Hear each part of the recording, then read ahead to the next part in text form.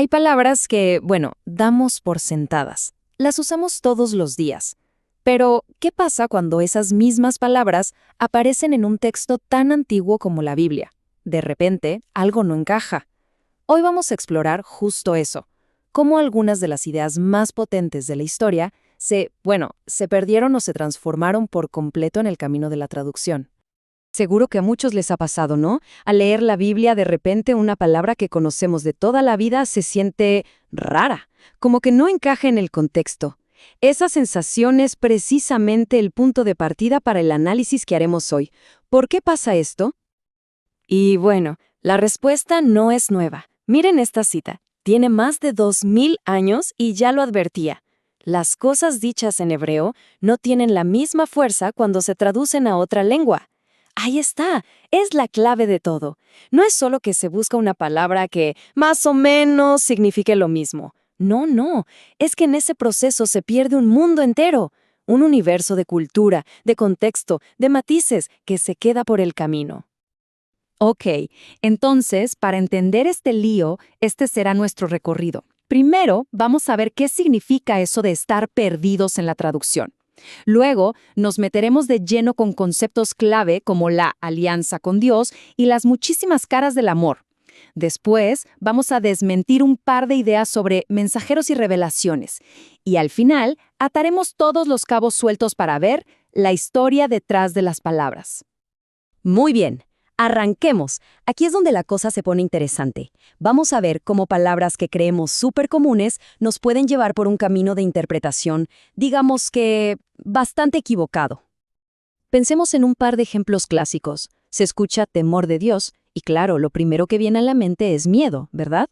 Pero resulta que la idea original tiene más que ver con un asombro profundo, con un respeto que sobrecoge. O la palabra bendecir. Hoy la usamos como para dar el visto bueno, pero originalmente era algo mucho más potente. Era transmitir fuerza, vida. Son como recipientes llenos de significado que la traducción simplemente aplastó. Ahora sí, entremos a uno de los conceptos más importantes de todos, la alianza. Y ojo, porque en el mundo de la Biblia, esto no es para nada una idea abstracta o poética. Es, de hecho, el esqueleto legal y hasta político que define toda la relación entre Dios y los seres humanos. La palabra en hebreo es berit, y esto es clave de verdad. Un berit no es una promesa que se hace a la ligera. Es un pacto con todas sus letras, casi un acto jurídico con deberes y derechos para las dos partes. Para que nos hagamos una idea, es mucho más parecido a un tratado entre naciones que a un te lo prometo. Y lo más fascinante es que esta idea de pacto no es estática, va cambiando. A ver, empieza en el Sinaí casi como un contrato condicional. Si haces esto, recibirás esto otro. Pero luego, con personajes como Noé y Abraham, la cosa cambia. Se convierte en una promesa de Dios para la humanidad, sin condiciones, para siempre. Y el remate llega con el profeta Jeremías, que habla de una nueva alianza, una que ya no estaría escrita en piedra, sino, y esta es la imagen, grabada en el corazón. Pasemos ahora a una palabra que creemos dominar por completo, amor. Pero ¿qué tal si una sola palabra es totalmente insuficiente para abarcar la idea? En español usamos amor para todo, ¿cierto? Pero el hebreo antiguo era muchísimo más específico. Miren, en el Antiguo Testamento encontramos por lo menos 3 tipos de amor. Por un lado está Ahava, que es el cariño, la ternura, la parte más emocional. Luego viene Gesed, y esta es importantísima. No es un sentimiento, es un compromiso, es lealtad, es una bondad que actúa.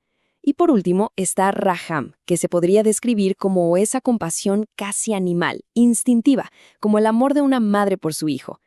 3 ideas enormes que hoy metemos a la fuerza en una sola palabra. ¿Y después qué pasa? Llega el Nuevo Testamento, que se escribió en griego, y lo que hace es tomar toda esa riqueza de significados y la condensa en una palabra nueva y potentísima, agape. Con agape se intenta expresar todo lo anterior, pero elevado a una potencia divina. Un amor incondicional, que se entrega. Es como la evolución final de todas esas ideas.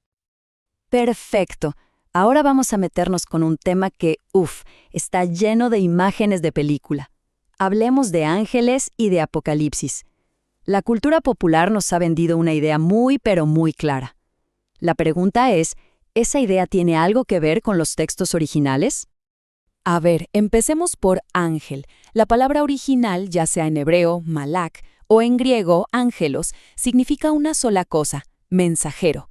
Punto. Y aquí está lo interesante. Un mensajero podía ser cualquier cosa o persona que llevara un mensaje. Un profeta, un sacerdote, incluso el viento. Lo que importaba era la función, no la forma. Eso de las alas y el arpa es una construcción cultural que vino mucho, mucho después. Y ahora la palabra quizás más tergiversada de todas, Apocalipsis.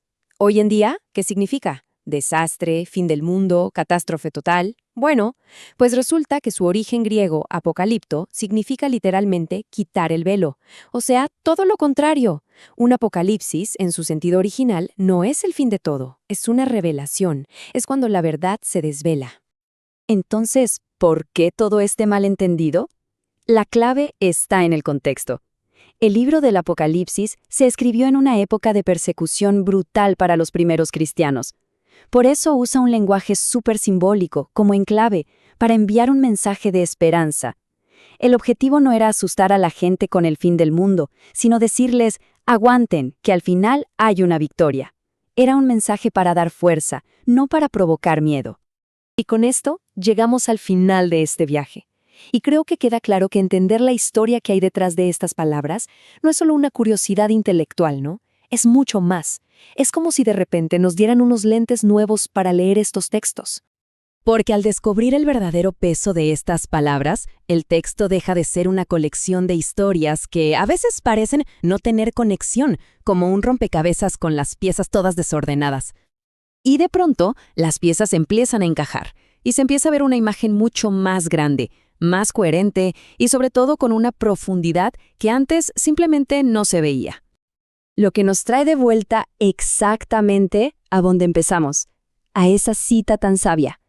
Queda clarísimo que la fuerza de estas ideas estaba en su idioma original, en su contexto, y que vale la pena hacer el esfuerzo de, por lo menos, intentar recuperar un poco de esa fuerza perdida. Y esto nos deja con una pregunta flotando en el aire, ¿no? Si unas cuantas palabras que creíamos conocer tan bien, como amor, pacto o ángel, escondían todo este universo, ¿cuántas otras historias, cuántos otros significados estarán ahí, esperando a simple vista a que alguien les quite el velo?